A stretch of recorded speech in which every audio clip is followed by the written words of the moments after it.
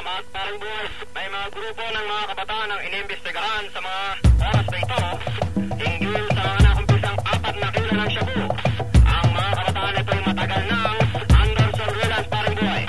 Magpasa hanggang ngayon ay sinisiyasat pa ng mga otoridad ang mga pangalan ng suspects at kung saan ang galing ang nasabing shabu.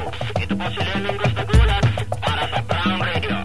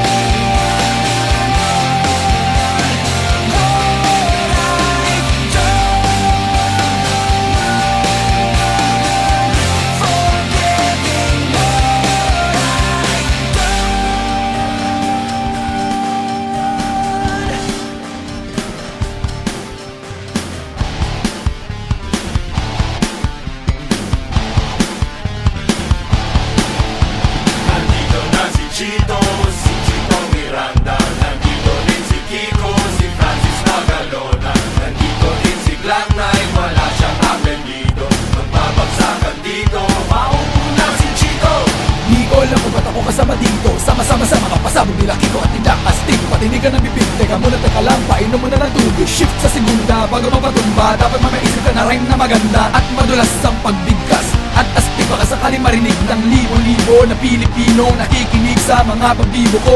Di ka ba nagugulat sa mga naganap? Di ko din alam kung ba't ako sikat.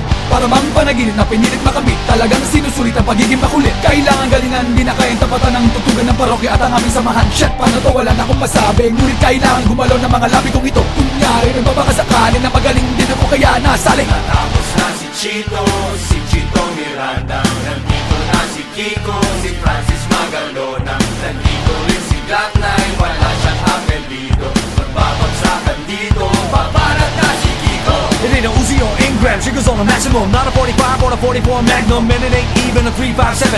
No 12 gauge but the mouth, so listen. Nandito na si Kiko at kasama ko si Chito at si Glock 9. And it's time to rock rhymes. Di ko mapigilan lumabas sa mga salita sa aking bibig. At di pa dadaig ang bunganga, hanap tumunganga. Lahat na papahanga sa talento, ako'y taga-kalento. Ang batang Mandaluyo na ngayon nakatira sa Antipolo. Sumasaklolo sa mga hip-hop, pwede ka rin nino, pwede rin trip lang. Si Glock kasama ng parokya, para mulagaan ang kailangan di mabokya. Di mo na kailangan pa malaman kung bakit pa kaming lahat ay nagsama-sama. Mic check, eto na nagsanib na ang puwersa. Francis Magalon ng Glock 9 at ang parokya. 1, 2, 3, 4, let's go in! Tapos na si Chito Miranda. Tapos na rin si Kiko, si Francis Magalona. Nandito na si Glock 9. Mic check, mic check. Wala siyang apelido.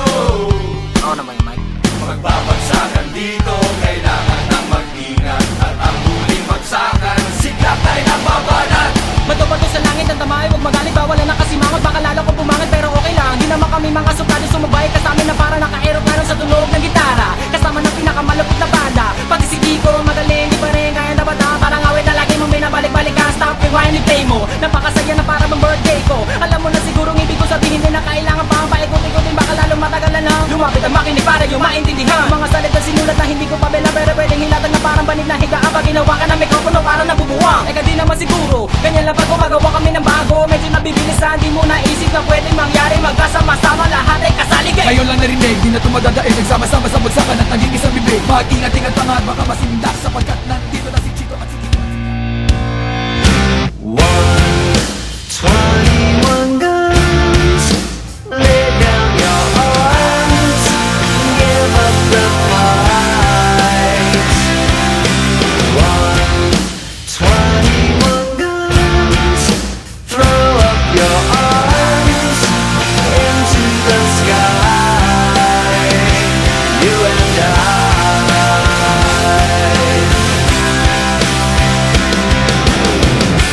Did you try to live on your own when you burned down the house at home? Did you stand too close to the fire like a liar looking for forgiveness from the storm?